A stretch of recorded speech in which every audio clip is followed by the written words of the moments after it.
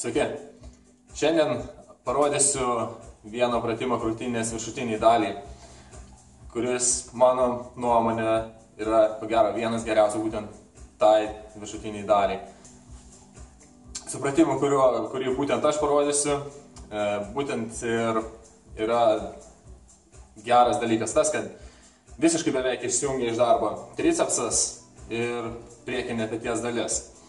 Ir taip pat, būtent, kadangi krūtinė atsakinga tiesiog už tradicinį rankų suvedimą, tai būtent tas pratimas ir atkartos būtent tą judesį. Taigi, pratimas.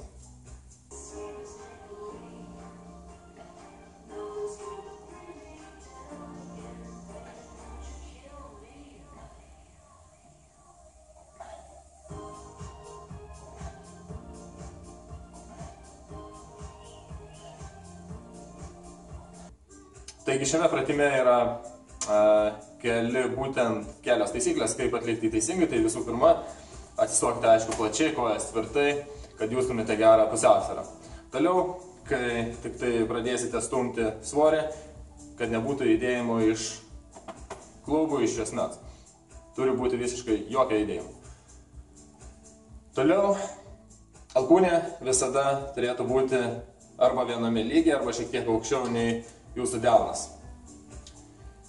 Niekada, kai grįšite su lynu atgal, ta prasme, niekada negrįšite štai tiek. Nereikia. Grįžkite iki 90 laipsnių ir viskas. Ir aš dar rekomenduoju iš tikrųjų laikyti būtent svorį štai taip. Ta prasme, nesigniaužkite. Kai signiaužkite, labai dažnai galite pamatyti tokį rezultatą.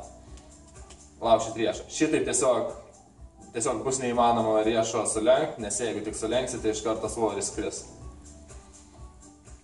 Ir kai darysite, būtent uždėkite pirštus būtent ant viršutinės krūtinės dalies ir kai čia nustumsite svorį, būtent ir jauskite tą vietą. Čia tiesiog neįmanoma nejaust, kaip susitraukia ta krūtinės dalis.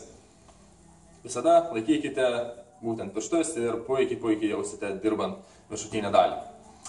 Taigi, sėkmės įtraukiant šitą pratimą į sekančią jūsų treniruotę, net nebejoju, kad patiks ir labai tikėtina, kad šitas pratimas pakeis tradicinį štangas ar hantelių spaudimą kampu. Iki kito video.